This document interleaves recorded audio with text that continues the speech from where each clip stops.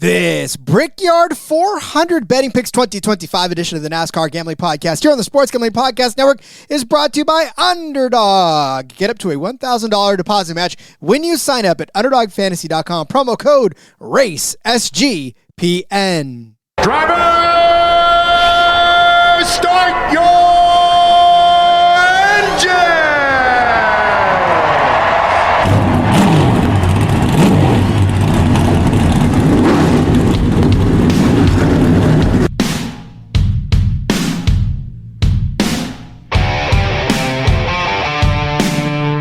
Strap in and pull those belts up tight as the Sports Gambling Podcast Network presents the NASCAR Gambling Podcast. I'm just gonna put my foot on the floor and I'm not lifting till I see God or a checkered flag. My man. With all the news and the best bets for your NASCAR weekend.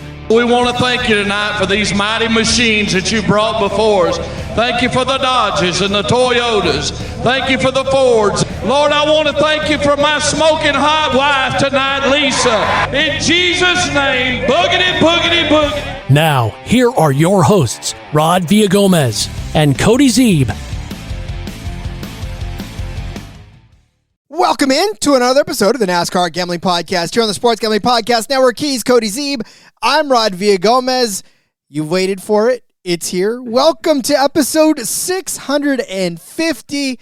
Cody, I don't know what it is, but it seems our big major milestone episodes seem to line up with some pretty impressive races. And this is another one of those where it's a crown jewel, Indy 500 or Indy 400 rather. I'm pretty excited to break this down on such a momentous episode.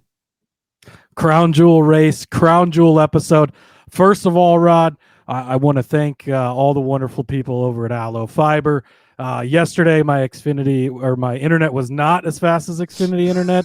Today, it is as fast as Xfinity internet. So, of course, the show, if you hadn't seen between the Discord and the social media, running a day behind because my internet just completely stopped working yesterday. It wasn't like, oh, it's not working great or not. It just was not working at all. So not a lot of fun, but luckily got a remedy today and back at better than ever, or back at least. The Midwest heat definitely took a toll on that internet. I was yesterday that's old. What it is, man. I was yesterday old, Cody, when I learned about corn sweat. I learned that is an actual thing.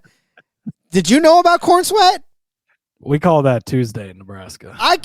Because I'm over here listening to the news, and they were like, well, the Midwest is also getting hit not only by high heat, but by corn sweat. And I was like, the hell is corn sweat? And I suppose it's when the humidity level gets bumped up because there's corn. The moisture that gets wicked off of corn is like an insane amount. But, yeah, it's something that I wasn't aware of, and I grew up by corn, so, oh well. Basically it makes the corn sweat. I mean, really, that's just the basic summary. I guess, and it makes you guys sweat as well. Cameron Osborne going to the race on Sunday. Hey, Cameron, looking forward to that, man. You got to post pictures. Get over in our Discord, sg.pn/Discord, and share pictures with us. We always love to see pictures from the track. I know our guy Sour D was at Dover last week. Mm-hmm. And shared some great pictures over there. Shout out to Christopher. Says, love the work, guys. Really helped me on my journey of becoming a diehard NASCAR fan. Oh. Let's fucking go. Let's go. Love to hear that. There were more comments from yesterday's chat, but I can't seem to find those anymore. So. Well, it's because yesterday's show has sort of gone away. But shout out to everybody who was in the comments.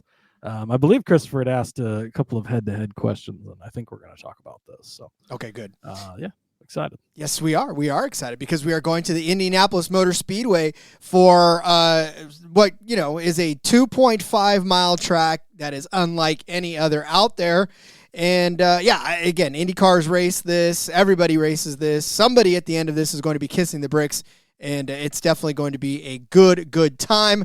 But what else is a good time is finding shows on the Sports Gambling Podcast Network and doing all of that. But also listening to the Sports Gambling Podcast because they're back with their 32 NFL team previews. And they're also bringing back the phrase that pays. Every episode, they're going to give out one word of a 32-word phrase. And all you got to do is submit that phrase for a chance to win a $1,000 Circa future. Boy, those guys do not mess around. Not only do they have the best coverage out there, but they have the best prizes out there as well, Cody. It's fun times right now as we start to get into the football camps now.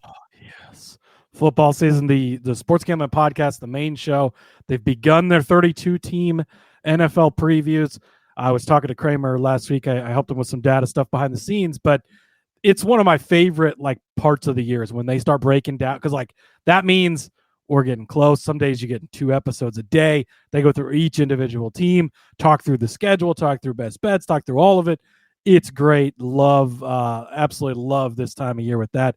I'm going to be on next Thursday with them, actually, to talk about the New England Patriots. Just booked that today, so pretty excited about that. But yeah, love football season for sure. Me too. I was just on with Steffi a couple of days ago, actually, to talk about the Niners. So go check out Steffi Small's show. I was there to break down the Niners with her, and I was on with her last week or 2 weeks ago, I think, as well, talk about the Patriots. So she has a great show. A lot of good shows on this network. It's a great place to be. Cameron says it's his first race he gets to go to. Ooh, that's a good one. Let's fucking go. Oh, yes. It's going to be, and at such a historic place, that is going to be, that's going to be really, really great. Very excited for you. Going to your first race is something real special. You're going to, if you thought you were in love with it before, you're really going to be in love with it after. Yeah, there is a die-harder fan in there somewhere for you to definitely enjoy it as well. All right, well then, speaking of which, Cody, I know that we haven't spoken in a few days as far as on the show. News is sort of out there. There's a lot of it to digest. I don't know how much we're going to bring up right now. Maybe we should parse it out over the next couple of days, but the pressing news is definitely the soap opera that continues to swirl around this. Rye Cape, though, checking in real quick, saying, fellas, what's up, Rye Cape? Hey, Rye, what's up? And Christopher, going to get to your question here in a few. It's on the cards. We'll talk about it. But I think the big news, Rod, is the San Diego news. Yes, sir. So who cares about the lawsuit at this point in time, right? We're getting lost in all that stuff. But yeah, NASCAR. So they announced officially not going back to Chicago next year, and they have announced today they are officially going to San Diego in 2026, Rod, for the Cup Series, the Xfinity Series, and the Truck Series. And they're going to race on the naval base at Coronado. As someone who is a Navy veteran, super fucking sweet. That's really cool. I've heard a lot about Coronado and the great place that it is. So that's going to be really exciting. But racing on the naval base, it's going to be a street course type of thing, right? They're still working on the exact layout. I know they work really closely with iRacing for that, but probably going to be a 3-mile circuit. That's going to be really, really freaking sweet. I mean, you think it's cool watching them race through downtown Chicago. Now, you put them out in beautiful San Diego on the naval base. And I think it's Father's Day weekend. I'm sure they're going to obviously incorporate the Navy a lot. They did today. A bunch of the drivers were in San Diego, doing stuff with the Navy and fighter pilots and all that. So, yeah, I'm really, really looking forward to that. I am going to be there. I don't care how it's going to happen. I don't care what's going to happen. I will be there. That race is too close to me. And I was actually supposed to be in Coronado this weekend. Unfortunately, I couldn't make it out there because of one reason or another. But tell you what, I will not miss that race because, like I said, that's amazing. I mean, that's one of those things where, I know that I love Sonoma, but boy, I can only imagine what it's going to be like to be at an actual street race not too far away from where I'm at. And I definitely can't miss that. So definitely putting my credentials in now. Yeah, and it's a great opportunity. California, obviously a big market. They're doing this to try and get new fans. We've seen more and more people gravitating towards NASCAR. You're taking the track to the people. There's not a track out there, right? And we're not going to build a track out there. Well, we are going to build a track out there. This is how you do it. This is how you get people into it. So, yeah, absolutely love that. And it's going to be really cool. Going to be an awesome time. It does appear that it's a 1-year deal. So it might be in and out, and then they do something else. So we'll have to enjoy it. But, yeah, it looks really cool, and it's definitely going to be very exciting. Something to look forward to next June. I am already looking forward to it. What do you mean next June? I'm looking forward to it now. Let's go. I would love nothing more than to actually have this happen sooner rather than later. But, yeah, definitely out there. Christopher says, take your time. get into the questions, we will. Andrew Wilson checking in saying DFH, baby. DFH. Let's fucking go. Is that where he is? Is that where he is? Is that where the F went? Did the F go? That's where the F went. It moved from Kyle Busch over to Denny. It's Denny fucking Hamlin. Yeah. Hottest driver in NASCAR, Rod. We're going to talk about him a little bit. Shout out to JDK joining us in the chat. Let's fucking go. So excited for this race, Rod. Crown Jewel event. Of course, they're racing on the famed Indianapolis Motor Speedway. You might know this. You might not, Rod. Did you know that the kissing of the bricks, that's become such a tradition now for the Indy 500 and for all these NASCAR races? While IndyCar's been there, 100 and some times, it is actually NASCAR. Dale Jarrett started that tradition. I think it was 1997. He kissed the bricks. Everybody's been doing it since. Great tradition on a historic track. So very, very excited to see Indianapolis this week. Milk is cute and all, but you got to kiss the bricks when you get there for sure. All right, well then, speaking of which, it is the Brickyard 400 presented by PPG. We are set for 160 laps around this 2.500-mile paved track for 400 of probably the fastest. I know we talk about Michigan being fast, but Indy is definitely fast for this race, the Indianapolis Motor Speedway in Speedway, Indiana. Historic track, historic race. Cody, that brings out the names, doesn't it? Although there won't be any new names. I think it's just the same names. Only there's some more open drivers this week. Yes, there's a lot of open drivers this week, Rod, including Tyler Reddick, Bubba Wallace, Riley Herbst. Okay, but we're going to still count them in the 36 normal week-to-week competitors. But there is 39 entries for this race at the Brickyard 400. Jesse Love is going to be back in the number 62 car for Beard Motorsports. Josh Balicki back in the number 66 car. And then Catherine Legg, she's familiar with this place. She's, of course, raced here in the Indy 500 multiple times. She is going to be back in the number 78 car once again this week. So 39 entries. They will all make the show, so we don't have to worry about NASCAR limiting the entries and whatever the fuck all that stuff is now. But, again, another day on another show. Another day on another. Yeah, we got plenty of time to talk about that. I don't want to talk about last week. We are not talking about last week at all. Why not? Last week was beautiful, right? We should. If you want to recap, this is the race we should recap. It's been a tougher season in NASCAR in an overall sense. And I think, this show, but from others I've seen as well, it's not been, I don't want to say easy because it's never easy, but it's been a tougher season this year in the betting space than it had been previously. It's been some crazy races and crazy endings and all sorts of stuff, but we cleaned up really nicely last week on the picks. It was a very good week. It felt good to kind of get a little bit back finally, and I've taken that confidence and instilled it on my betting card this week, Rod. I'm feeling really good, and I'm very excited to bet on the Brickyard 400 this week. Although nobody told you this wasn't a super. I know it's 2.5 miles, Cody, but it's not a super speedway, and your card reflects a super speedway card today. I'll tell you that. The numbers don't reflect super speedway numbers, though. No, they do not. No, they do not. It is 650 though. This is episode 650, so you just wanted to make this a nice mega episode, and we will. But all right. Well, then I feel like we should probably start getting to the race at hand because there's a lot to talk about in this Indy 400 from the Indianapolis Motor Speedway. But first, yes. Say again? Oh, go ahead. Oh, you were chuckling over there. I just thought maybe you read a cool comment that we could get to real quick. I was just catching up on the chat. But, okay, beautiful. All right, well then let's get to this race. But first, I would like to tell you about our friends over at Circa, the Circa Survivor and Circa Millions, the world's greatest sports book. Circa, if I can get there. Where am I at? Hello. This is me learning how to. Your name is Rod Villagomez. It is. This is episode 650. 650, and here we go. Let me show. I don't think that's the Circa ad read. It is not the Circa ad read. That is, ladies and gentlemen, the world's greatest sportsbook, Circa Las Vegas, is hosting the world's biggest pro football contest, Circa Million, Circa Survivor, and Circa Grandissimo, with over $21 million in guaranteed prizes. You can't call yourself a true DGen if you're not competing in the Circa football contest. Come hang out with the SGPN at Circa Contest Weekend, August 21st through the 23rd for an amazing weekend, including live shows and, best of all, an open bar. Plus, you get 15% off of a stay at the circuit with promo code SGPN50.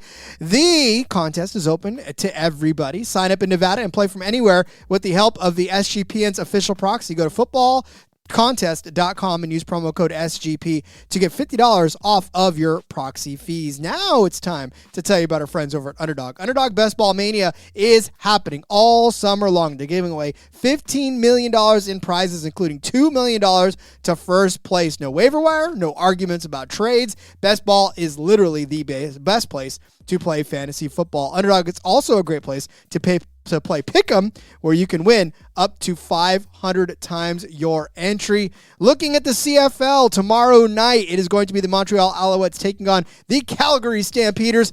Caleb Evans, the short yardage quarterback for Montreal, always comes in, always a goal line threat. His projected rushing and receiving touchdowns is set as a half. Oh my God, please give me the higher than 1.38 times your entry for Caleb Evans, higher than a half of a rushing and receiving touchdown. It's going to be rushing, but Caleb Evans, like I said, short yardage specialist, always in to score for the Owls. Sign up with our promo code RACESGPN to claim your special pick and first time deposit offer up to $1,000 in bonus credits. UnderdogFantasy.com, promo code RACESGPN. So I switched. I had a nice one on Underdog last week, Rod. I threw $5 in there, had a profit boost.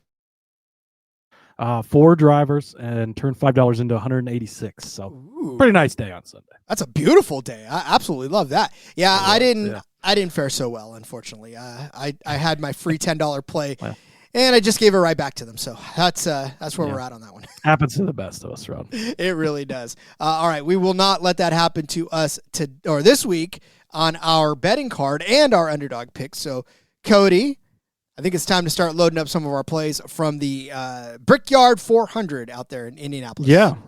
Real quick, catching up on the chat. Sansa says Denny's going back to back. Hunter was at the race last week as well. Said was at the race and car lifted Briscoe. Oh man, so badly wanted him to beat Hamlin at the end. Looks so good at the restart too.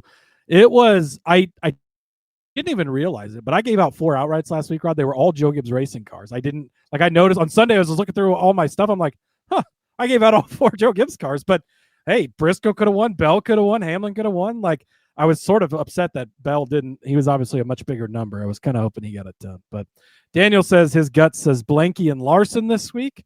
Of course, meant Blaney. I think one of us is going to agree with you. Yeah, I like Blankies. Blankies are fun. Sour D checking in says Sup fam, and yeah, JDK says Blanky way better than Blaney. And Daniel's hitting the booze, I think, a little early, but says Blaney will be a top 3 cat this week. So there you go. The felines are out. I will say this though, Cody. You talk about the outrights. If you think about what we had in our card last week, we had Elliott at 12-1, Denny, Bell, Briscoe, and Gibbs, and 4 of those 5 were leading the race and had a chance to win. Gibbs was the only one, and he was the longest shot, right? So should be the one that's not there anyways. Although he had a fine day, and yet another fine day for Tyrone Gibbs, Rod. He has made it to, of course, Tyrone versus Tyrone this week. Gibbs and Dillon squaring off in the championship for the tournament, so that is great. Charles checking in, says, what's up, guys? Let's cash this weekend. All right, Rod. So looking at Indianapolis, there's not a true comparison track. Pocono, the closest you could probably pull from. We were just there a few weeks ago, so that helps a ton, right? So what I did, looked at current form in a general sense, right? But also, what did you do at Pocono? What did you do last year? We only have one race to look at. Last year at Indy, one driver, I think, of one of these bets. I'm going to go back a little farther just because there's some interesting stats. But otherwise, I mean, they raced here last in 2021, I think it was. So before last year. So hard to look too far back past that. And then, so I looked at Pocono last year. And what have you done on the higher speed intermediates this year? Because I think that's what you're going to see, right? This is a high-speed track, and it's bigger in size, obviously. So that's the closest I think you're going to get. So just to kind of give everybody an idea, I'm going to sort of brush over these. I had 2 poll bets in here, but they've been completely drenched. This is a tip to get in the Discord because I did share Briscoe 12-1 for the poll. He's down to 3-1 in some places now, Rod. So just, when it's on the graphic at the end, but just kind of ignore that because, again, Hammered, I would have gave it out last night, but if you're in the Discord, hopefully you got on it already. I was also going to give out Hocevar at 25-1, but he's down to like 10-1 now. So unfortunately, both of those are gone. So honorable mentions and RIP to those. But I'm going to start out. I know our guy Christopher was asking Larson and Denny, right? They're matched up yet again. Larson looked good, looked really good last week, Rod. Did he look really good? I don't know what was really good. I mean, he climbed his way through the field. He had an okay day, took advantage of some strategy at the end, finished fourth. Like, okay, but for what we know and expect out of Kyle Larson, is that really good? Chase Elliott looked really good. Elliott looked really good. Denny Hamlin looked really good, but kind of, I don't know if I'd say really good for Larson. So we're going to fade him again, Rod. Worked for us last week, and really, we had Denny over Larson last week. Similar number. It's -115 over on Caesars. And it was no sweat at all day. I mean, Larson started out farther back. Of course, that was all metric set, but hey, that's how it works sometimes. And he climbed his way through the field. He had an okay finish, but this isn't really a fade of Larson. Like, we sort of are calling it a fade, like we're going to fade him until we see him better. It's not a fade because he's still fourth, like finished seventh a couple weeks ago. He's had some good runs, and it's not that you're fading him completely or think he's going to have a bad day. It's just he has not been the same Larson that we've seen previously, right? So no sweat. Denny cashed us last week. On Denny again this week. Denny's finished better than Larson 7 of the last 8 races this year now. He won last week, of course. He was second at Pocono, led 32 laps. Larson was fourth last week, 7th at Pocono, so he beat him in both those. Denny won at Michigan, so he beat Larson, of course, who finished in 5th. Denny's been top 3 in the last 4 oval non-super speedway races. So, and really, he had a top 4 at Chicago, too, if you want to toss that in there. But oval non-super speedways, that's what we're looking at to compare to this race. Top 3 and 4 in a row. If you're getting that level out of Denny Hamlin right now, absolutely love to see that. Kyle Larson starts the season off great, right? Goes to Kansas. Again, one of these tracks I'm kind of looking at. 212 laps he led, Rod. Dominates the day. But then Indianapolis, Charlotte, the double. The double went horrible for him. Since he led 212 laps all the way back in May, he's only led 37 laps since then, Rod. That is not the Kyle Larson we are used to seeing. And until we see that Kyle Larson again, and on the other hand, we're seeing an absolutely dominant, great Denny Hamlin. He's feeling it. New dad. Everything's going great for him. He's getting shit-talked on Sirius XM radio hardcore by Larry Mack and company. Like, things are just going great for him. 7 of the last 8 races, he's beat Kyle Larson. I understand why these guys are matched up again, but for where they're both at right now, they're not on the same level. Denny is clearly on a different level. Now, I'm going to keep doing this until it stops working. I'll tell you that right now. So if we keep getting this offered to us week in and week out, I'm going to keep playing it. It is eventually not going to work. I'm going to tell you that right now. Eventually, Larson's going to show up and be the Larson that he can be. He won this race last year, redemption from Charlotte, but I just don't, he's not been himself lately. He's running Xfinity. Maybe that'll help him. Maybe it won't, but out on Larson at the moment. And again, that's not a horrible day. That's 5th, 7th place. Fine. Denny's going to be top 3 at the end of the day in the mix to win this. So give me Denny Hamlin over Kyle Larson. And then one more matchup, Rod. I'm going to take Chase Elliott over Tyler Reddick. -125 over on ESPN. You only pay the juice if you lose. This one's not close. Tyler Reddick was great here last year as well, but he has been horrible this year. And Chase Elliott, streakiest driver in the garage, is on fucking fire. 6th place last week for Elliott at Dover. 12th place for Reddick. Of course, Elliott had a career day, right? Led a shit ton of laps. Looked really good. 5th at Pocono to 32nd for Tyler Reddick. 15th at Michigan, not the best of days, but Reddick was only 13th. Only a couple spots ahead of him. 6th place at Charlotte for Elliott. 26th for Tyler Reddick. Not close again. 15th at Kansas, where he had a fast car. I don't remember if that was a penalty or a bad pit stop, something that cost them, right? He was led a bunch of laps, pit at the wrong time, whatever it was, but still beat Tyler Reddick. Texas, another intermediate. 16th to 21st. Vegas, another intermediate. 10th to 24th. The 6 intermediate bigger tracks we've been on, Chase Elliott's beat Tyler Reddick in 5 of them, and it's mostly not even been close. He's beat him 5 races in a row, just going back over the last 5 races this season, and 13 to 20 times so far this season. So I really, really like all of those numbers. we were talking about this in the Discord. Chase Elliott has 4 finishes of 20th or worse since the Daytona 500 last year, Rod. Tyler Reddick has that since Las Vegas earlier this season. So give me Chase Elliott, who is look, he's going to be top 20 at the end of the day, right? That might be enough to get it, but he's also on fire right now. Things are completely clicking with that 9 car. They've had a ton of speed. They've looked good. So give me Chase Elliott over Tyler Reddick in a 23-11 team that, is the lawsuit actually affecting them? We didn't think it would, but it's starting to look like maybe it is, and he's just not been himself. And you go to Kansas and you're like, well, this is the race, right? They're good here. Oh, Michigan, this is the race, right? Pocono. But no, so now it's Indy. Is it, though? Because we haven't seen it at all from Tyler Reddick. He's not been impressive on the mile and a half to where he's been previously in this car. So I'm out on Tyler Reddick at the moment, which hurts my heart, of course. But give me Chase Elliott over Tyler Reddick at -125. Yeah, and for Chase Elliott, you just see it on the track, and really, you see it with Chase Elliott, you see it with Denny Hamlin, like you said. So it's not bad to take both of these guys on their upswing. So I'm with you on the Reddick one. I'll talk later about my thoughts on Kyle Larson here in a second, but I'm going to actually take another head-to-head here.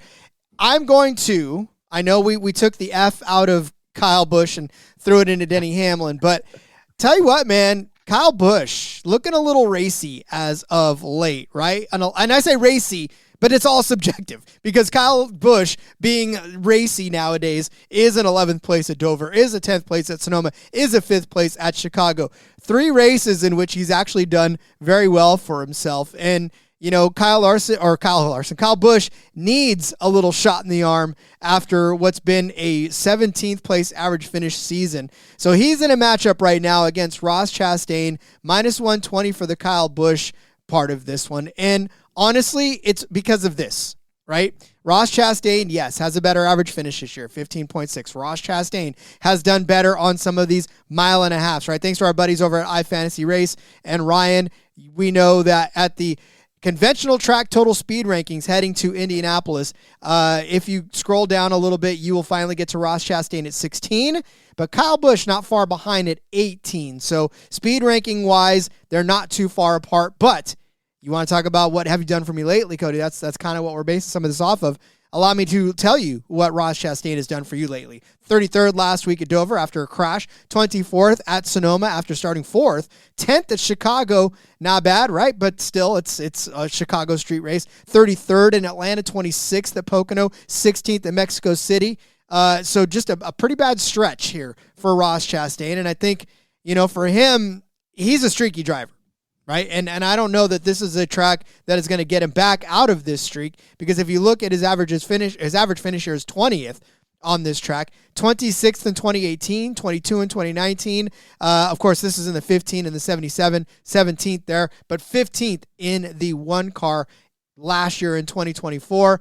Whereas if you look at Kyle Busch has been on this track a lot. Average finish 12.8 here. Last year was rough, but look, last year was rough for Kyle Busch at all, right? So you can kind of throw that one out. But 6th place in 2020. He was on the pole 3 consecutive years on this track, 2016, 2017, 2018. He had back-to-back wins in 2015, 2016, an 8th place finish in 2018. So if we are expecting Kyle Busch to have a surge, and when I say surge, I mean a top 10 finish, that is going to be where I think he's going to end up. And I'm going to give him that type of finish, whereas Ross Chastain, top 15 is where I think he's going to live, and I don't think that's going to be good enough to beat Kyle Busch this week. So give me Kyle Busch -120 over Ross Chastain. Yeah, I like this play, actually. I think that I've seen a little bit of stuff that I like out of Kyle here lately, Rod. And I got Richmond circled for Mr. Busch coming up here in a couple weeks. I'm going to be excited to talk about him that week, but I agree. I'm on Kyle Busch right now as well. So give me Busch over Chastain with you. Beautiful. All right, where are we going next? Next up, going back to 2 guys I just talked about, so I'll make this brief, but Denny Hamlin, top 3 at +140, Chase Elliott, top 5 at +160. I think where we're at right now in the season, we know what's going on at this point in time, and these 2 guys are part of what's going on. Both of them on top of their game right now, and things are really just going very well for them. Ryan over at iFantasy, you just talked about him. He's got his total speed rankings for conventional tracks Conventional means not super speedways, not road courses. Good. We don't want those in there, right? That has no effect on this track. In terms of conventional track total speed rankings, Denny Hamlin hasn't been lower than second all the way back since Charlotte. Love to see that. And he currently leads the top 5 for the conventional track speed. Elliott, by the way, 5th place on that list. It's Hamlin, Byron, Blaney, Larson, Elliott, if you were wondering. And Hamlin and Elliott, the consistent ones out of that, right? Byron, Blaney, and Larson can jump up and have great days, but they also have their fair share of problems found and things going wrong. But I just made the case for both of these guys and why I think, both of their head-to-heads, they're matched up against very good other drivers, right? Denny Hamlin against Kyle Larson, who I'll continue to say is still the best race car driver in the world. Things are just a little bit down for him right now, and I'm playing into that. But part of the reason I'm on that is because Denny Hamlin is going to be a top 3 car. He has had so much speed, really feeling him. Everything is clicking perfectly for that team. So I love him. Plus 140, I think, is a great number for his top 3. And then for Elliott, we know he's going to hang around. We know he's going to be fast. Can he win? Can he get, it doesn't always happen even when he has the best car. See last week, right? But I know Sourdy, his team sold the top 5 at the very end there. We should have cashed the fucking top 5. Thank God the rest of the card was good. Made up for that. But I think that it will cash this week, plus 160. So Hamlin, Elliott, love them both this week. Hamlin for the top 3, 140. Elliott, top 5, 160. Yeah, I'm with you on both of these. I really do think that obviously this is going to be a fight. Because if you look at the books, they've pretty much figured out, and they're trying to get you into who is going to be at the end of this, who's going to be winning. And honestly, I think this may be a chalky-ish week, because if you look at the one race from last year, if you look at some of the races earlier this year from that, yeah, these names are going to sound familiar because they're the ones that are at the top, and they're the ones that were at top last year, and it's tough to tear yourself away from them, which is why finding value was fun, because it was a nice little Easter egg hunt for us. One note on Elliott too. If you go back and I don't really mention either of these guys' finishes last year because it doesn't really matter. I don't care too much. I'm not going to overly look into one. But Chase Elliott was a fast car last year, running in 3rd place before that. Remember that weird blend line penalty they gave him where he was coming back onto the track and they said he crossed the line too early. Somebody else had gotten it too later, but Elliott's like, I read the email they sent. He's like having this whole discussion about, I looked at the email, this is what it said, and all that stuff, which was really weird. But so he had a fast car here last year as well. So I like that. And then for Denny, I believe Denny had oh boy, I don't have it pulled up. Never mind. I'll leave it because I think he had a not great finish. But so he was 32nd, but he was fast throughout the day as he, of course, this tab doesn't want to load now. I believe he won stage 1 and was top 3 in stage 2. Well, maybe he was, maybe he wasn't, Rod. I'll tell you that Denny Hamlin overall was the 3rd fastest green flag speed in the race, 174.961, finishing 32nd. So, thank you. And the tab did load. Denny Hamlin led 21 laps. He won stage 1, finished 3rd in stage 2. So I was correct there. Started 2nd. So he was up front. He looked good. Got caught up in a wreck. And if you go back over his last 8 races here, if you do want to go back into what have they done at this track previously, 5 top 6 finishes for Denny Hamlin. So he's been very good at this track, and I expect that to continue. And yes, Charles saying Elliott and Keselowski, I do believe that is correct. Keselowski, and he bounced back from that and almost won this damn race last year, but we'll talk more about him in a little bit. You know who else has been pretty damn good at this track? That is one Bubba Wallace. Bubba Wallace, surprisingly, on this track has 3 straight top 10 finishes, 2 top 5 finishes in that span. A 5th place last year, leading 26 laps and finishing in 17th, starting in 17th, leading 26, finished in 5th. And then the year before that, in 2020 on that race, started 17th again, finished 9th in the 43 car. And then in 2019, he started 15th and finished 3rd in the 43 car. And then ended up finishing 38 in his very first time out, crashing out of that race in 2018. But Bubba Wallace, just one of those guys where, we talked about 2311 having problems, but if a 7th place finish at Dover is having problems, then I will take that all day long. Talked a little bit about kind of those big expansive tracks, kind of the way this is. Michigan, I think, being one of those. 4th place at Michigan, 6th place at Nashville, 3rd place at Martinsville, 3rd place at Homestead.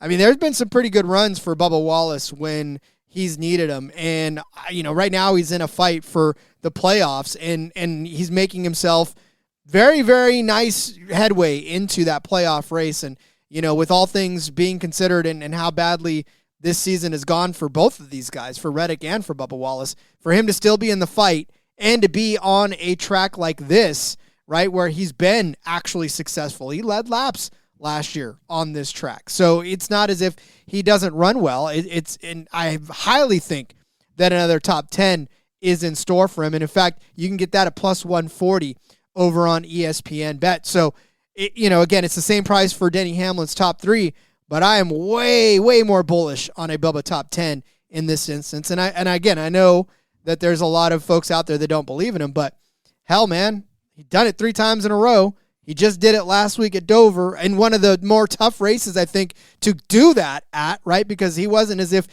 he started way up at the top and stayed there. He started 22nd at Dover and managed to find his way up to the front to get to 7th place finish. That is remarkable, considering people were like, well, you can't pass at Dover, and so hard to pass at Dover. Well, Bubba did it 19 times or however many times 22 minus 7 is. So, yeah, give me Bubba top 10 at plus 140. I really, really, if there was a lock, if we gave out locks, this would probably be my lock. Wow, that's big words from Rod there. But it seems like we get to this point of the year almost every year, and this is when Bubba really picks up his game, because they start to points race. They start to really batten down the hatches and get these good finishes, trying to point their way into the playoffs. He's doing that once again. We saw it last week with a great run. So I do not mind this one at all.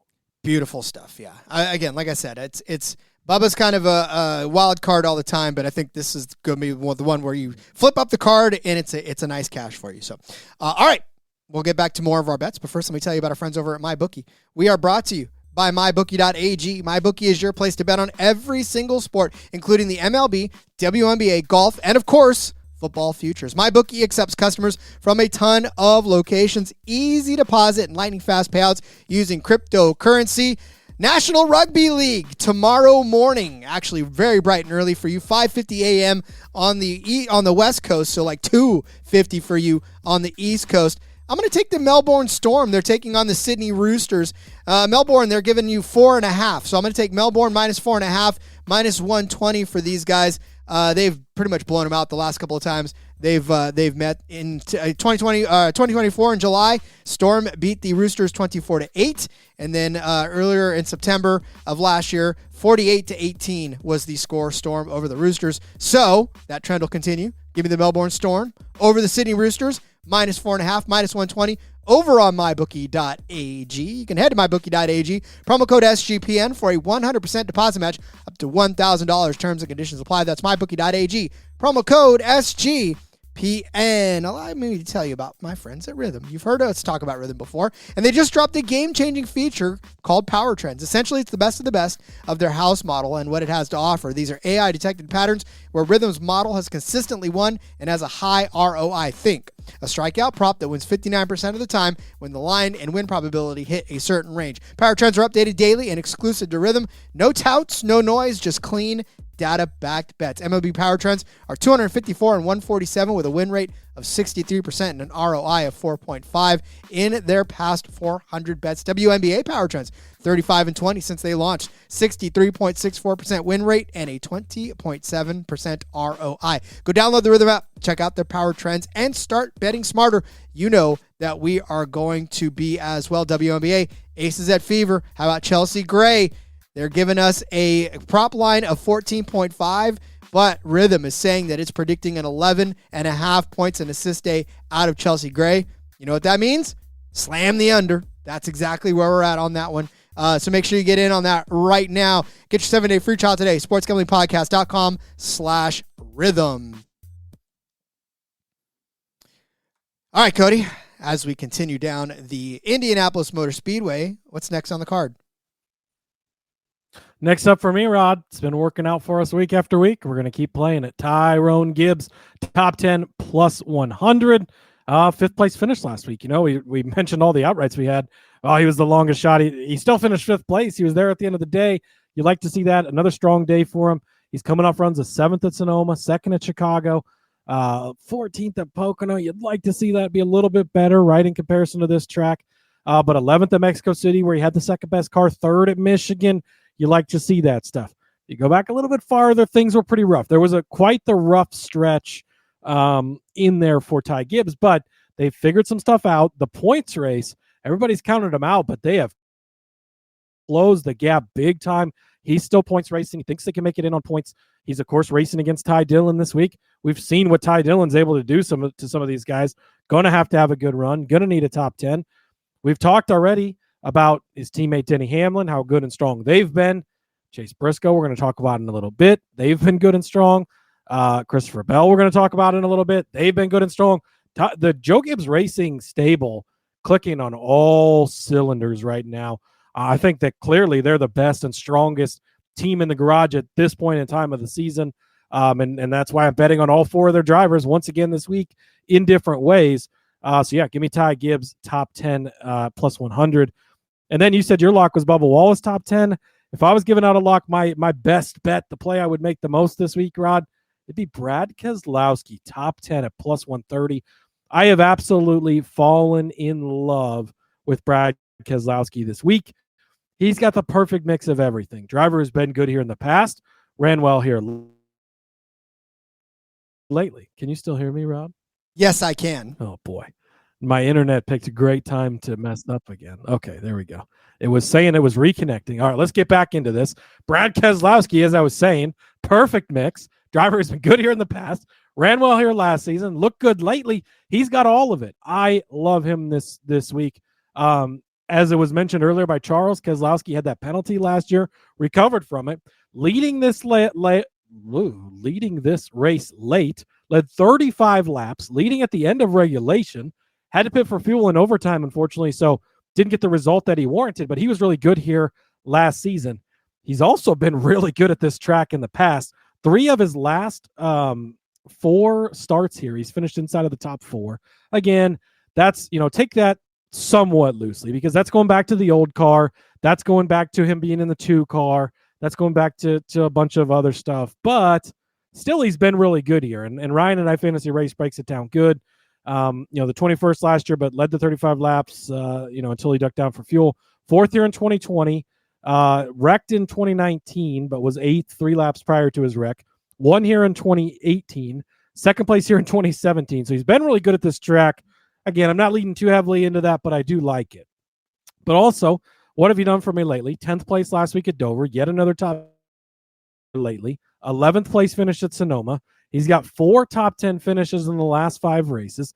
At intermediate tracks, 9th place at Pocono, 10th place at Michigan, 5th place at Charlotte. Things have been going good. Remember how bad he was struggling? He was like 42nd in the points, even though there's not that many cars running early in the season. Like, things were rough. Still managed an 11th place finish at Las Vegas. He's been good. We've seen RFK. They've put all 3 cars in the top 10. A couple of races here lately. He's shown speed. Going to talk about one of his teammates here in a minute that's shown a lot of speed on these bigger intermediate tracks. Absolutely freaking in love with Brad Keselowski this week. And JDK, could you just give us a second? All right. The show's not over yet, buddy. I know. Calm down over there in the chat department. We're getting there. All right. It's coming up next, buddy. But first, Brad Keselowski, top 10, plus 130. I hope so for him. I really do. It's just, he's one of those guys where I don't hate him. So Sansa got it boosted. And got it boosted. So Shandy posted in there, hey guys, Caesars has a like 60% boost, 50% boost, whatever it is, expired at 5:00 today or whatever. So I was like, hey, we haven't had a chance to do the show yet. Here's my favorite play. I put it in the Discord earlier today, so everybody got a chance to get on it. Sands obviously tailed. Fucking love it. Let's go. So heavy on Keselowski this week, Rod. He's going to be, if I've not used him in one and done, although I shouldn't say that after giving out Cole Custer last week because that was not a good play. I did play Cole Custer in the one and done. That was a bad move. I was like, are you done? But, is that yeah. Done? I am the done part of one and done, but that's okay. All right. You know who's not done, though? Ryan Blaney. Ryan Blaney, top 5, minus 110 over on ESPN Bet.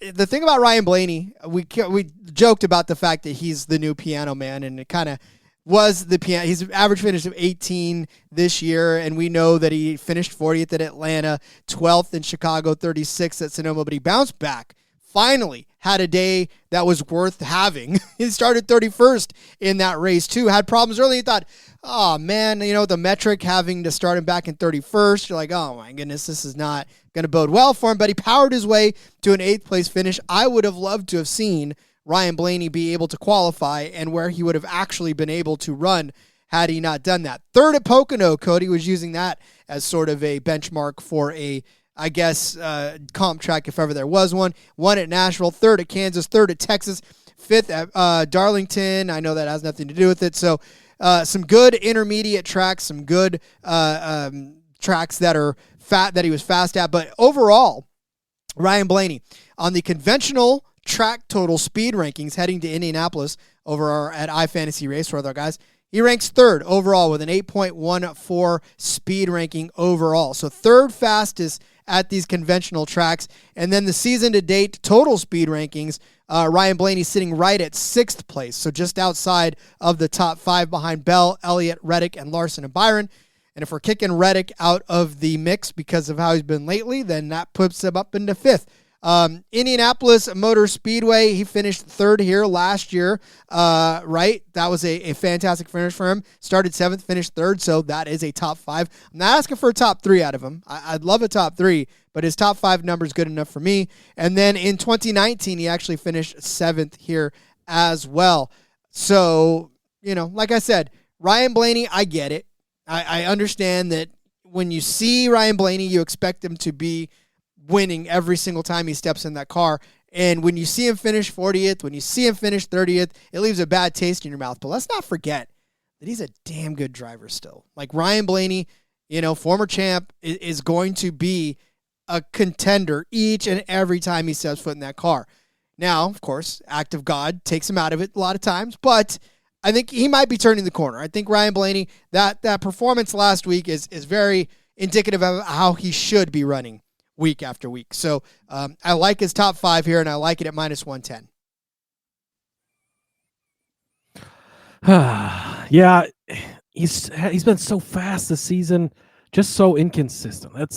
These guys that are inconsistent, it's made it hard for me to bet on them this year. That's my only hesitation with Blaney. But if he just comes up and runs the race he should run, he's been a top 5 fast car, as we pointed out with the iFantasy conventional track rankings and all that. He's been one of the fastest cars each and every week. Just the inconsistency that gives me somewhat of a pause. It gives everybody a pause, and I understand that. So I'm not saying it shouldn't give you a pause, but I'm saying you should get past that pause and give yourself a chance to win some money with Blaney this weekend. So, all right, Cody, where are we going next? I know everybody knows, but well, our friend JDK has a question, Rod. How has nobody mentioned Ryan Preece +400 for a top 10? That's a great question, and nobody's mentioned it because we hadn't got that far in the card yet. But that is the next bet. Ryan Preece, top 10 +400. I just got done gushing all over his teammate, who I absolutely love. 3 career starts here. He's wrecked out in the last 2, so take it for what it's worth, whatever. That was old Ryan Preece. 2019, though, in the JTG 47 car, 16th place finish. So pretty notable. The one race he did finish was decent. But what has he done at the tracks that I'm looking at here lately, Rod? Well, let's go back, and I'm glad you asked. Let's go back and take a look. 8th place at Pocono. That is a top 10. 9th place in Michigan. That's a top 10. 9th place at Charlotte. That's a top 10. 7th place at Kansas. That's a top 10. Like what I'm seeing here, he had a 3rd place run back at Las Vegas early this spring. Texas was kind of the only bigger intermediate track where he had a rough day and ended up in 29th place. But he has been solid this year. I just talked about the RFK speed. He's shown it as well.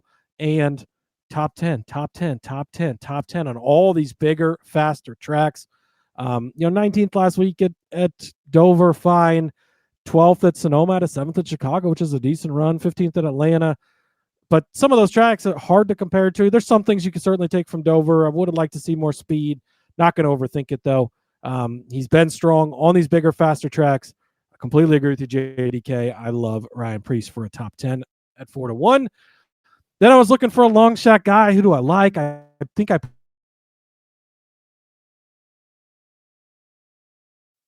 at 12-1. You can also get his top finishing Ford at 75-1. We know how topsy-turvy the top Ford market can be. Gragson just about came through for us last week, Rod.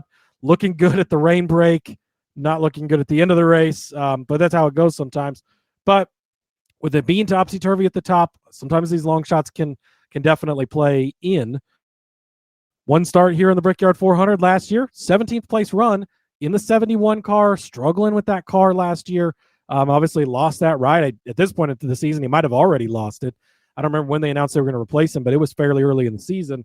But still managed a 17th place finish, which is fine. Let's go back and look at some of these comparable tracks. Pocono 25th. You'd like to see a little bit better, right? Obviously, not going to help you there. But Michigan goes out and runs in 7th place. Kansas, 16th place. So we're close there. Some of them aren't great. Charlotte, 39th. He's a longer shot for a reason, right? Texas, 17th. So again, you're flirting. You're kind of in the area there at least. Darlington, if you want to sort of look at that, 12th place. 11th place at Miami. He's got some top 10 capabilities in there for sure. But if you go back and you look at last year, I mentioned obviously different team. A lot of stuff has changed for him. Of course, now he's on that open team of Front Row Motorsports. But down the stretch at these bigger tracks, a 10th place finish at Kansas, a 16th place finish at Las Vegas, a 7th place finish at Michigan. Of course, the 17th place finish here. He ran as good as like second at Nashville. So he's performed well in his short cup career on these bigger tracks for a longer shot guy at 12-1 for the top 10, 75-1 for the top Ford. Zane Smith, a guy I got my eye on this week. I think a lot of people are going to have their eyes on Zane Smith this week because you're right. He should poke his head out and have good runs every once in a while. The equipment's good enough, right? I really feel like he should be able to turn that in. So I like that as well. I know, I think it's the Pokers and Henry talking about definitely betting Gibbs. I'll have you know, and I know we lost listeners about the Ty Gibbs, my abhorrence for Ty Gibbs. Yet I backed you 100% last week on the Ty Gibbs top 10. Agreed last week. We both cashed. I told you I can put it aside when it's warranted. None of this is personal, guys. We're just having fun. We got to have some entertainment value along with the picks. We could come on here and go, okay, I'm going to give you Denny Hamlin over Kyle Larson, Chase Elliott over Tyler Reddick, Denny Hamlin top 3, Chase Elliott top 5. All right, have a great day, guys. Good luck, everybody. Probably nobody wants to watch that. We're wagertainment. Somebody. If you just want a couple of best bets, I have an article at sportsgamblingpodcast.com. Go read that, and there you go. All right. Well, then I'm going to give you as my next bet. See you guys later. I'm not done yet. I'm not done with Kyle Larson. I'm not. He actually poked his head out and said, I am still a dominant driver. Did he? Look, he poked his head out. Dominant? Whoa. Oh, hold on. Dominant? What dictionary are you using? You've already said that he is the best driver in the entire world. So that's what I'm saying. Most important, powerful, influential. I don't think dominant's the word I would use. All right. Well, here's what I'm going to say. I'm going to say that he poked his head out, and I think he's going to reemerge as one of the dominant drivers in the sport. All right? Let's put it that way. This season, no, he is not. Absolutely not. Average finish of 13.3.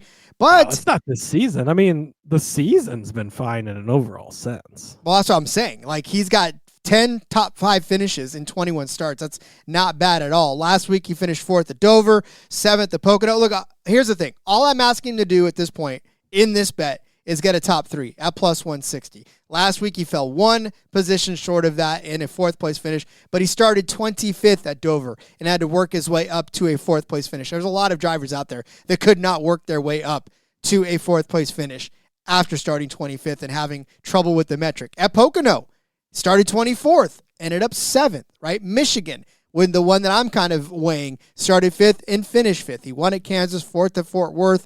Overall, Kyle Larson, say what you will, he's 4th overall in the speed rankings, conventional tracks, according to our friends over at iFantasy Race. Kyle Larson is the 2nd behind William Byron in the speed rankings total, right? The total speed rankings. So you talk about fastest cars every single week. Kyle Larson is that guy, 10.5 or 10.05 to William Byron's 9.55. So, listen, it's. I get it. Sour taste in your mouth. Just something you don't expect and don't want. Kyle Larson, the 4th fastest in a late run after won last week. He actually had starting the loop data, Rod Rowdy Villagomez. Hey, I've heard that before. Starting 5th, mid-race he was 21st, he finished 5th. His average running position, 11.2, 15 fastest laps, 8 laps led, a 106 driver rating for him last year at this race. Here's the thing.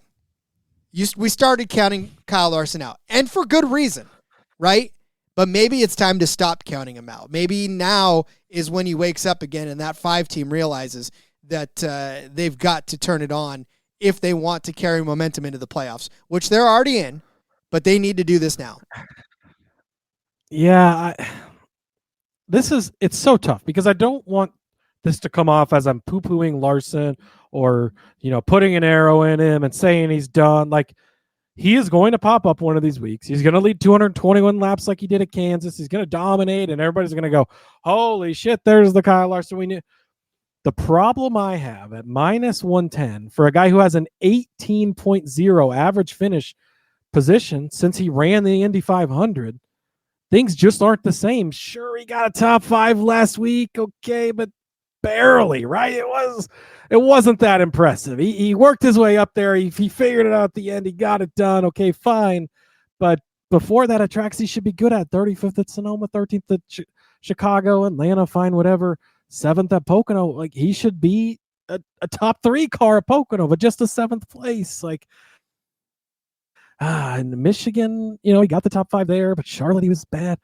I don't know. He should be able to get it done, but at minus 110, so many better things you can bet on, in my opinion. It's not minus 110, Cody. It's plus 160. Oh, plus 160. Sorry. I was looking at and that's top 3 though. Like, that's not, that's even worse. I was thinking you said top 5. Oh my God, Rod. I just can't. Larson will beat me on one of these. And when he does, fine. But I think it's too hard to bet on him at this low of numbers. I don't agree. I actually think that this is the right week to do it. We're betting on Brad K. Yeah, but all Brad K has to do is finish in the top 10 for a similar number, not the top 3. And he's been just as good, if not better, than Kyle Larson lately. So that's the thing. Like, again, you have to weigh the numbers in. I wish the books would be like, hey, Larson's not been good lately. Let's make his number bigger. They're not that stupid, unfortunately, which is just too bad. But that's how it goes. So speaking of all right, K, Rod. Speaking of okay, let's talk some more about Brad Keselowski and how he's going to be the top finishing Ford on the weekend. 6-1 for Brad Keselowski to be in the top finishing Ford. Look, we know how topsy-turvy this market is. We've talked about it 100 times. Ryan Blaney's head and shoulders above everybody else. He is by far the favorite in this market. I think it's like minus 110. After that, it gets messy, right? And Blaney's hit and miss. Some weeks he's Blaney, some weeks he's Blanky. And which week is which week? Who knows? But so Keselowski, top Ford, for all the reasons I mentioned earlier why I like his top 10. If he's going to be in the top 10, good shot to be top Ford, and you're getting that 6-1. I really like that number. Been great on this track. Been good lately, especially on the tracks that we're better at. I'm not even done yet, Sour D, so you just hang on over there, buddy. We got more Keselowski coming up in the outright section. But I'm also going to take, so I got Zane Smith covered with the long shot, cover with Keselowski as one of the more favorites. Also going to take a little sprinkle on Josh Berry at 14-1. Now, this kind of goes a little bit away from, have he done a lot of great things? But it doesn't, because he's been good. Dover wasn't good. The road courses weren't good, but he's not a road course guy. Dover's Dover, whatever, fine. But Pocono, 12th place finish. That was a good run. If you could finish 12th here, there's a shot, unless Keselowski wins this thing, which he might, that you could be close to the top finishing Ford. We see it every week. Some weeks you get 3 RFK Fords in the top 10. Some weeks the best Ford is 12th, and that's all it is. So a good run there. He was 12th at Michigan, so another good run on a bigger track. He was 12th at Charlotte. Very consistent here. He's good, right? He's keeping himself in the mix. But sometimes, Roddy can have the fastest car in the field at Kansas and finish in 6th place. That's what we're looking for, right? We like that.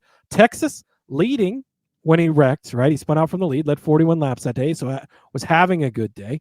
Las Vegas, he won that day, led those 18 laps.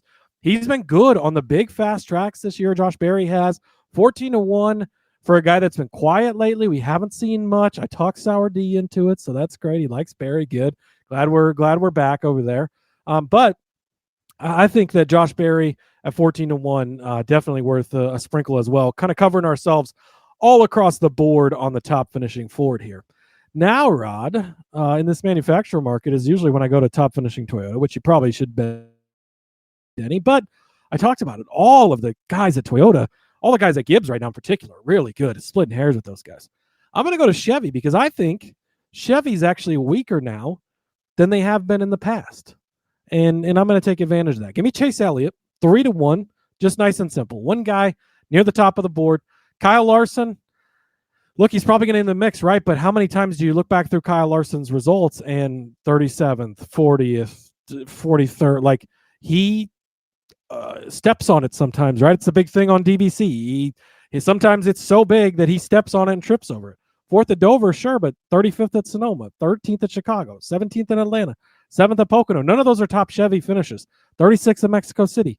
Even 5th at Michigan, 8th at Nashville, 37th at Charlotte. A lot of those not top Chevy finishes for the guy that's the heavy favorite at plus 130.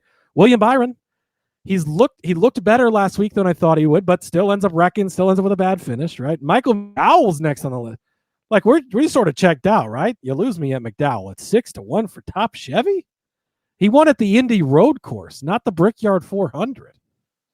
Somebody messed up there, I think. But then, like Alex Bowman, okay, Hocevar can have his days, but he's also give me Chase Elliott near the top of the board, 3-1. Go out, have a solid day, be the top Chevy for the guy who's clearly the best Chevy right now. I know they kind of fumbled at the end last week. But I like Chase Elliott top Chevy. So Keselowski 6-1 top Ford, Barry 14-1 top Ford, Elliott top Chevy 3-1. As somebody who had backed Chase Elliott as the race winner last week, I wanted to throw out everybody's TV, not just mine, but I wanted to go to my neighbor's house and throw he was so good, Roddy. Mm-hmm. He looked so fucking good. I know. That was a tough position with the call. We know Gustafson's a great crew chief, but sometimes he just makes boneheaded decisions. Should have stayed out. Stayed out. But if he would have stayed out, we would have said he should have pitted. No, I think he had enough to hold off everybody. I think he could have stayed. I think he could have done exactly what Denny did and just hold everybody off. But that's neither here nor there. Speaking of that, he led a lot of laps that race, did Chase Elliott last week. I don't think that's going to be the same case this week. And I think that if we're going to look at last season's race as any indicator, we will not have somebody run away and lead 200 laps of what is a 160-lap race. Therefore, my next bet is most laps led by any driver under 55.5. That's minus 115 over at Caesars. Last year in the Next Gen era, of course, our one race that we've had in the Next Gen era, 40 was the number of laps led by one driver, and that was Tyler Reddick. 35 by Brad Keselowski, 26 by Bubba Wallace, 21 by Denny Hamlin, 16 by John Hunter, and then 8 by Kyle Larson, 8 by Ross Chastain, and so on and so forth, all the way down the line. Again, I think this is going to be one of those races where, you're going to have different strategies play out. You're going to have a lot of things going on. I know it's only a 160-lap race, but it's a very long track. And so, last year there was 10 cautions for 34 laps, and that sends everybody in 10 cautions. That sends people into just strategy mode all over the place. And so you don't get somebody leading a couple hundred laps when you are a 10 caution for 34 laps going into it. So, yeah, I think this is going to be one of those races where we're going to see quite a few lead changes. We're going to see, last year there was 18 lead changes in this particular race. So I think we see something similar to that this time, which doesn't give somebody a chance to run away. So the most laps led by any driver, 55.5. Give me the under on that. Yeah, this is a track, too, that's so big, and we saw this a bit at Pocono, that strategy comes into play. You're going to have guys flipping stages. You're going to have different strategies kind of come. I mean, it worked last year, right? Keselowski kind of got screwed on the fuel deal. And we go into overtimes. He doesn't have enough to make it. You're going to see plenty of different things throughout the race. I think that's going to lead to different people getting in that clean air and kind of being able to run away for a little while, but probably not one driver for too long. So, I don't mind this bet at all. All right. Well, then, speaking of leading, who will be leading at the end, Cody, and who will be kissing the bricks at the end of the race? Well, Rod, I think that Denny Hamlin probably gets his first career Brickyard 400 win, but I'm not going to test my luck betting on him outright 2 weeks in a row. We'll cash those winnings from last week. We're going to put those into some longer shots this week, and we're going back to his teammates. Christopher Bell, you can get him at 12-1. Another reason to be in the Discord. 365 at him, boosted 16-1 earlier this week. He's already down to boosted 11-1 over there. But FanDuel, you can get him 12-1 still. And Christopher Bell maybe should have won last week, should have cashed the bet for us. Obviously, he stepped on it twice. So that tells you how big his is, Rod, because, it got in the way twice, which was not great for him. But we've seen the speed out of these Joe Gibbs racing cars, as I've talked about multiple times already today. And we've seen some good runs from him lately. Now, the results are the part that's a little bit questionable. That's why I don't necessarily love like a top 5. He's too big of a number to bet on top 10. But the outright, as we saw last week, he can get it done. He led 67 laps last week, had 2 opportunities to maybe win that race. He was 5th at Sonoma the week before, so a couple decent runs in a row. 17th at Pocono, you want more out of it, right? 16th at Charlotte, you want more out of it. But 2nd place at Kansas, okay, we like that. 8th place at Charlotte, we like that. 9th place at Texas, we'd like a little bit better. But fast earlier this season, obviously with all those wins. I think that Joe Gibbs Racing is figuring some stuff out right now. I think we've seen some speed out of Christopher Bell here lately. And I think at 12-1, the number's big. Yeah, I wrote this in the article this week at sportsgamblingpodcast.com. Go check that out. But if there's any driver who can compete with Denny Hamlin for the title of the hottest driver right now, it's Chase Briscoe. 2nd place each of the last 2 races. 2nd to Denny last week. 2nd to SVG at Sonoma. He's starting to figure things out. He has been on fire lately. Top 7 in 4 of the last 6 races. So just time and time again, we're getting here. But he dominated at Pocono. He led 72 laps. It's a lot of laps at a big track like that. Won that race. What's the closest comp track we have, in my opinion? Also, Ryan over at iFantasy Race opinion. It's Pocono. Just a few weeks ago, he's clicking on all cylinders. Most recent winner at this type of track. Led a bunch of laps. Looked fast. He started on the pole at Michigan. He led some laps there. Looked good early, but ended up having trouble and didn't get the result. 4th place at Kansas. 3rd place at Charlotte. All really good runs from Briscoe. I was out on Briscoe to start the season. I knew it was going to take him some time. He said he was struggling to figure out these cars. He's figured it out. Spoiler alert. He knows what he's doing now. 2nd place 2 weeks in a row. You're still getting him at 13-1. When Denny Hamlin is the big favorite, right, at 5-1 plus 550, whatever it is, but you're getting 2 of his teammates who are equally as fast, not as consistent, and maybe not the top is as good, but have the ability to win each and every week. At 12-1, 13-1, too good to pass up on those 2 guys. Brad Keselowski, 21-1. I've already sung all the praises for Keselowski. Mini car lift in here, the top 10, the top 4 to win in the race. This is the week. If Keselowski's going to do it, this is the week. I think he's got it in him. He has been so good at this track, and he's been strong. He should have won this fucking race last year, Rod. He's coming back. Vengeance on his mind. Give me Keselowski at 21-1. And to round it out with a long shot because it's fun. He was fast at Texas when he spun out from the lead.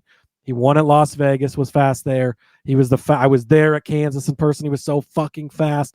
They know how to bring fast cars to these big tracks. Josh Berry at 50-1. Gotta love it. I mean, all of these guys obviously have potential, and I think that they're all good bets to make. However, I'm just not going to overthink it. And by the way, you didn't really leave me a lot to go on this point. So I'm just going to go with Kyle Larson. And the reason I went with Kyle Larson initially was because he was 6-1 over on FanDuel. That since has changed.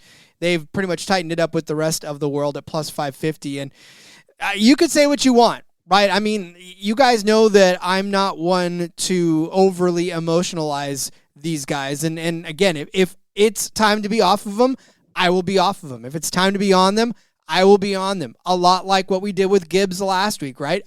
I've sat here for weeks telling you that the junior jinx is real and that sophomore slump was real, and I get that. I mean, it was true. It wasn't like I was lying about it. It wasn't like I was making it up or hating him just to hate on him. But I realize now, of course, it's starting to turn the page, and now is the time to go ahead and back bets on Ty Gibbs. I'm here to make you money, not to just push my agenda across the line. So the fact that I lifted my ban on Ty Gibbs should tell you something, right? And this week, I believe that it's time to start lifting the ban on Kyle Larson and maybe start to give him a little more love than you probably would have through his rough spot. Plus 550 for Kyle Larson to win. It's not as long as you want it. I get it. But at the same time, plus 550 is still a damn good number for a guy who won last year and, has won multiple races in a season and is capable of doing it, right? I mean, have we seen it? Not as much as we want to see it out of a guy like Kyle Larson, but it's in there. And it's in there, right? And at some point, like Cody said, he's going to end up beating you if you keep fading him. And I think this week may be one of those weeks where you just take a step back from fading him. Now, if he screws you again, all right, fine. Then we're off of him for a good long time, right? But I think that fourth place last week is just enough for this 5 team to gain enough momentum. And you don't got to give him a lot to go off of, right? His momentum can get kickstarted at just about anything. And I think this last week might have been the way to do it. So give me Kyle Larson plus 550. Yeah, I can't get on, but you got it backwards, Rod. You got to fade until he beats, not guess until he hits it, because it's a small window. We only have a small window to kind of be out on him, and this is the window that we're in. I would a million times rather have Denny Hamlin at plus 450 than Larson this week. Just, again, he can do it, and I'm not saying that he can't, but there's nothing I've seen from him since the Indy 500 that makes me want to bet on him at this low of numbers. He if you put the stats up since the Indy 500 and said, this is what we're dealing with and this is a number, you wouldn't bet on that guy, especially if you put him next to a Denny Hamlin. So, but the books aren't ever going to give you any better numbers on Kyle I know, Larson. And that's why you got to just pass. It's okay to pass sometimes, Rob. Puff, pass. I get it. And I understand all you guys out there that get that too. But I'm done passing. Like, I'm going to puff the whole thing this time. So, give me Kyle Larson. Sour D asking if we like Reddick. If you missed the very beginning, I did give out Chase Elliott over Tyler Reddick. Man, if you look at everything he's done on the big tracks this year, it's almost all been bad. I mean, it's not the Tyler Reddick we're used to. I know he was really good here last year. I'm out on him. And I wanted to bring this up. Christopher had posted this in the YouTube chat yesterday too, but when we didn't go, how do you feel about Bell over Byron head to head? I had this in the document and I took it out because, as I kind of touched on, Bell's been a little bit inconsistent on the bigger tracks, but current form, I really love Bell over Byron in that way. So if you want to bet on it, I would take the Bell side for sure. I took it out of my official plays because there's just a little bit of hesitation on the inconsistencies from Bell, but I would much rather have Bell over Byron right now. And I did have that bet in there until I researched my way out of it, but I more so just decided to go with the Elliott over Reddick. I felt more confident in that one instead. But it was in the dock for a little while. Yeah, I think I'm with you on that one as well. I mean, Byron, he peaked up, but get out your pen and paper, everybody. Time to go over our bets for the Brickyard 400 from the Indianapolis Motor Speedway. I gave you Kyle Busch over Ross Chastain at minus 120. I also gave you Bubba Wallace as the top 10 car at plus 140. I gave you Ryan Blaney, top 5 at minus 110. Kyle Larson, top 3 at plus 160. I said the most laps led by any driver would be under 55.5 at minus 115. And Kyle Larson now at plus 550 on FanDuel to win the race. Cody gave you Briscoe pole, Hocevar pole. Those are gone now. He gave you Hamlin over Larson at minus 115. He did say that he took out the Bell over Byron. Again, we were supposed to go last night. Show got changed. The graphic did not. So there's your proof that I was on it. There you go. See, because it's still in the graphic. It's still in the graphic. So yeah, he was definitely on it. Bell over Byron, honorable mention at minus 105. But he gave you Elliott over Reddick at minus 125. Gave you Hamlin as a top 3 car at plus 140. Elliott top 5 at plus 160. Gibbs top 10 plus 100. Keselowski a top 10 at plus 130. Priest top 10 4-1. Smith top 10 at 12-1. That's Zane Smith, by the way. And top Ford at 75-1. Keselowski top Ford at 6-1. Barry top Ford at 14-1. Elliott top Chevy at 3-1. Bell 12-1 to win. 13-1 for Briscoe to win. 21-1 for Keselowski and 50-1 for Barry to win this race. All right, that will do it, ladies and gentlemen, for the bets. All right. Yeah. Two more things in the comments real quick. Sorry, saying back to the Reddick thing. I heard it, but still, this is the track to make the move.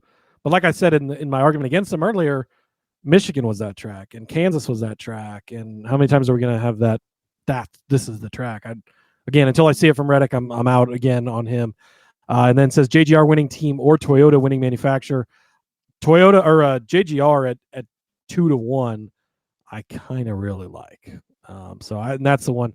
I'm not too worried about the other Toyotas. I mean, the legacy guys aren't going to win, and Bubba, Reddick, the 4 JGR guys though, all highly capable of winning. So I don't mind that at 2-1. I don't mind it at all. All right, we were a day late, but definitely not $1 short on delivering our picks for the Brickyard 400 from the Indianapolis Motor Speedway. Cody, happy 650 to you, my friend. I cannot believe that we've made it to 650 episodes of the show. It's amazing, and it's an incredible feeling. Yeah, it is crazy. 650 is absolutely insane, but I've loved every minute of it. And yeah, I'm excited. We're going to just push everything back a day this week since, of course, we're running a day behind. But Xfinity tomorrow, Rod, and there's a new series to NASCAR, the Craftsman Truck Series, I think it's called. So, yes, new series, I guess they're just introducing. So we're going to talk about that as well. Just kidding. They're finally back after a month-long hiatus. And they're on a different track than the other guys. So we'll be talking about both of those tomorrow. Excited about that. And then, of course, DFS talk on Friday this week since we slid everything back a little bit. But very excited. A lot of racing this week. A lot of money to be made. Kyle Larson, by the way, in that Xfinity race. We'll have to see if we talk about him. Well, we're going to talk about him one way or another. How we talk about him is the question, Rob. Indeed. High limit race, Xfinity race, all kinds of crazy stuff. So, yeah, all right.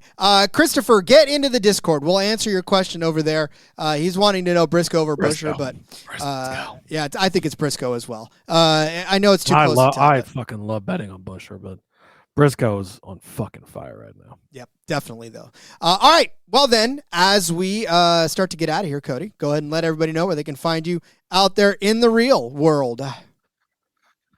Yeah, follow me over on the X at Husker_Z. You can find all my stuff over there, tons and tons of it. I mentioned my best bets article is out over there as well now, and lots of NFL content still in the works and coming out constantly as we get closer to the season. So, gotta love that. See you guys tomorrow for some Xfinity and trucks.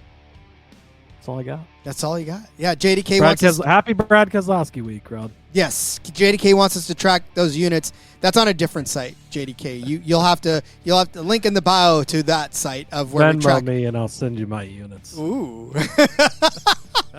Follow me on Twitter at RJ Villagomez. I will send you no units because I don't want to be sued for anything like that. But yeah, there's a link in the bio, everything I got going on, whether it's here. Make sure you check out the back road this week as we break down Indy.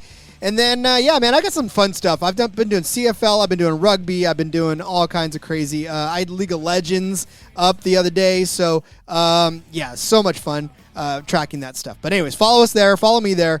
And, yeah, we'll see you tomorrow for some Xfinity and trucks. We love you all. Have a great day. And until then, let's go racing and let it ride.